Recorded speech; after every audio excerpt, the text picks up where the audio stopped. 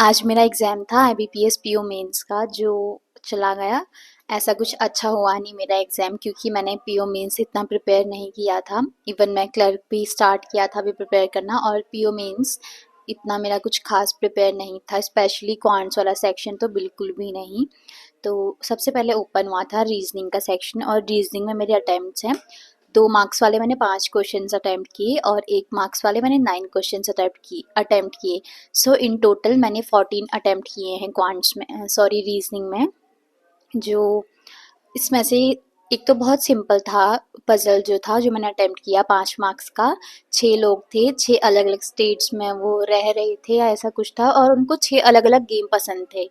तो इसमें वेरिएबल वाले थे 3 और ये आराम से बन गया था। मतलब ऐसा कुछ कंडीशन इसमें थी नहीं कि 2-3 प्रोजेक्शन लगाने पड़े, सिंगल प्रोजेक्शन में ही बन गया था। और एक और क्वेश्चन था सर्कल वाला।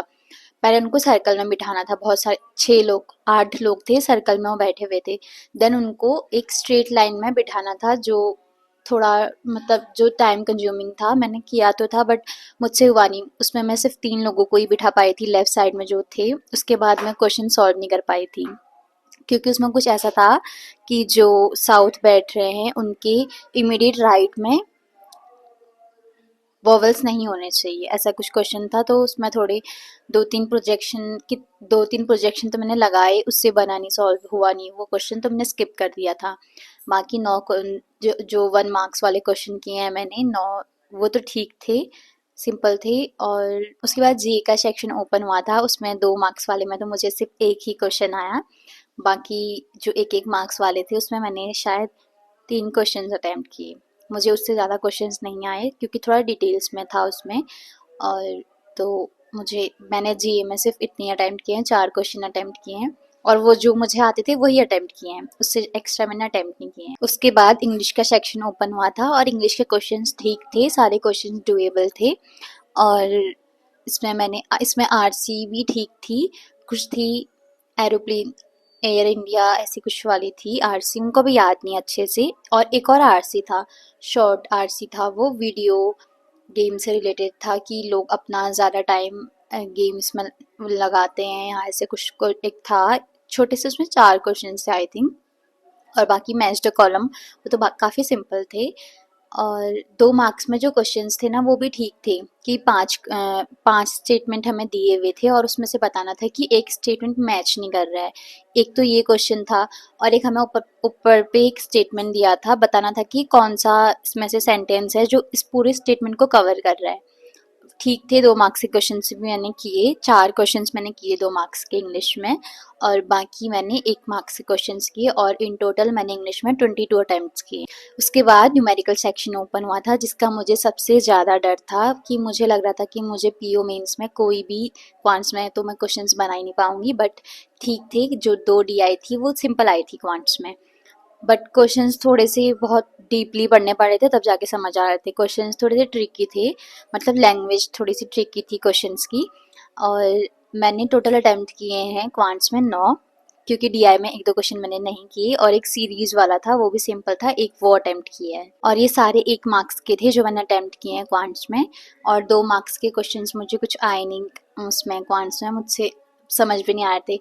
इवन जब मैंने फर्स्ट टाइम देखा ना पूरा पेपर, सेक्शन 1 सेक्शन 2 दोनों क्वांट्स का देखा, उस टाइम पे मुझे कोई भी क्वेश्चंस नहीं आए। देन मैंने डीआई पे जंप किया कि डीआई तो बन सकती है मुझसे ऐसे सोचकर, तो 2 डीआई बन गई थी। और लास्ट में डिस्क्रिप्टिव का सेक्शन ओपन हुआ था जिसमें 2 ऐसे राइटिंग आई थी। मुझे लगा था कि लेटर राइटिंग आएगा, मैं लेटर राइटिंग का फॉर्मेट वगैरह देख कर गई थी, बट ऐसे राइटिंग आया था और जिसमें मैंने सारे क्वेश्चंस अटेम्प्ट नहीं किए हैं। मैंने शायद 3 या 4 क्वेश्चंस अटेम्प्ट किए हैं। 2 सेक्शन में थे ना क्वेश्चंस, तो मैंने 3 या 4 ही अटेम्प्ट किया, मुझे अच्छे से याद नहीं है 3 है आई थिंक, 4 हैं शायद। और ऐसा मुझे कुछ अच्छे से समझ तो आ नहीं रहा था क्योंकि मेरी प्रैक्टिस भी नहीं थी, मैंने देखा ही नहीं था, मैंने सिर्फ लेटर राइटिंग देखा, मुझे लगा था लेटर राइटिंग आएगा तो उसका फॉर्मेट वगैरह तो सारा सेम होता है। देन जो मेन बॉडी होती है उसमें कुछ भी लिख देंगे, थोड़ा बहुत तो हो जाएगा। बट सारा ऐसे राइटिंग था, एक बायोडाइवर्सिटी पे था और एक एआई से रिलेटेड कुछ दिया हुआ था, पूरा कॉम्प्रिहेंसिव दिया हुआ था और उसमें से क्वेश्चंस थे। तो डिस्क्रिप्टिव तो पता नहीं मैं क्या लिख कर आई हूँ, मुझे भी नहीं पता क्योंकि सीधा मैंने प्रैक्टिस भी वहीं की एंड सॉल्व भी वहीं किया था एग्जाम डिस्क्रिप्टिव का। तो मेरे टोटल अटेम्प्ट्स हैं अराउंड 50-51, जो काफ़ी ख़राब है और इसमें से अभी गलतियाँ भी होंगी। इंग्लिश में तो पक्का नेगेटिव लगेगा ही लगेगा, क्योंकि इंग्लिश में हमेशा मेरे साथ ऐसे होता है, जब भी मैं मॉक करती हूँ तब भी नेगेटिव लगता है, और वहाँ पे तो लगेगा ही, एग्जामिनेशन हॉल में भी लगता है, जैसे पीओ की प्री में भी लगा था काफ़ी नेगेटिव। सो ये मेरे अटेम्प्ट्स हैं और अभी मुझे बहुत प्रैक्टिस करनी है एंड अपनी स्पीड पे भी काम करना है।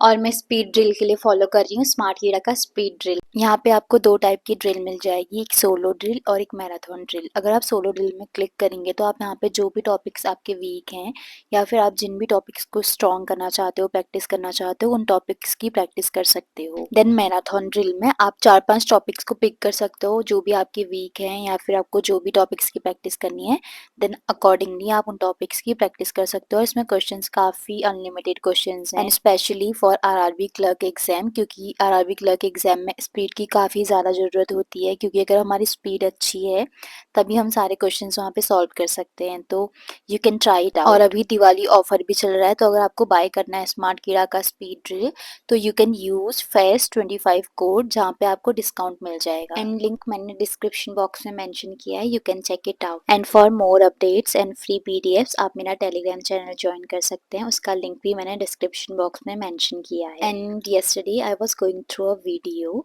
And there was a comment कि इसने 6 एग्ज़ाम दे दिए हैं, नहीं निकलेगा एग्ज़ाम, वीडियो में 3-4 घंटे वेस्ट करती होगी and all.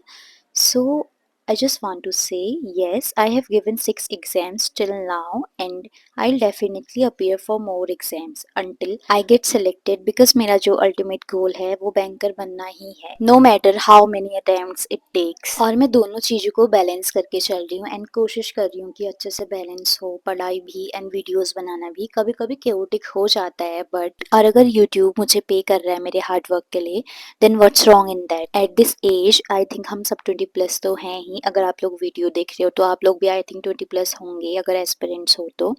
No one really wants to ask their parents for money just to fill exam forms, right? तो काफ़ी सारे लोग ट्यूशंस देते हैं and काफ़ी सारे लोग यूट्यूब से प्रमोशंस के थ्रू अर्न कर रहे हैं, just like me. And I am putting efforts into making my content and काफ़ी सारे aspirants हैं who are actually getting help through my videos. So I don't see anything wrong in managing both, क्योंकि जब भी हमारी job लगेगी तब भी हमें काफ़ी सारी चीज़ें मैनेज करनी पड़ेंगी। ऐसे तो नहीं होगा ना कि सिर्फ हमें जॉब पे ही ध्यान देना है, हमें सारा फोकस जॉब पे ही लगाना है, नहीं। उस टाइम पे भी हमें वर्क लाइफ बैलेंस एंड काफ़ी सारी चीज़ें मैनेज करना पड़ेगा। एंड जैसे कुछ लोग अटेम्प्ट से जज करते हैं कि इसने इतने अटेम्प्ट्स दे दिए बट अभी तक सिलेक्शन नहीं हुआ, इट क्लियरली शोज़ कि you have never appeared for any competitive exam, because जो ट्रू एस्पिरेंट्स होता है ना वो कभी भी अटेम्प्ट से जज नहीं करता, बिकॉज वो जानता है कि कितने एफर्ट्स देने पड़ते हैं एंड कितना पेशेंस रखना पड़ता है इन सब चीज़ों के लिए। And I am just creating videos, not spreading negativity, and negative comments मुझे अफेक्ट करते भी नहीं हैं, because when I started my YouTube journey तो इन सब चीज़ों के लिए मैंने खुद को पहले से ही प्रिपेयर करके रखा हुआ था। सो जब भी मैं कमेंट सेक्शन ओपन करती हूँ तो I just ignore those negative comments. Just remember the energy we put out always comes back, so try to spread something positive. But आप में से काफ़ी सारे लोग हैं जो अच्छे कमेंट्स करते हैं, काफ़ी सारे लोग तो मेल्स भी करते हैं। So thank you so much for being so supportive throughout my journey. Nothing without your love and support I am. You people are enough to keep me going. Thank you so much for your support. So यार that's all for today's video. I hope आप लोग को video पसंद आया होगा। If you found it helpful तो please channel को subscribe करना मत भूलना। सी you in the next video, तब तक के लिए take care and bye bye.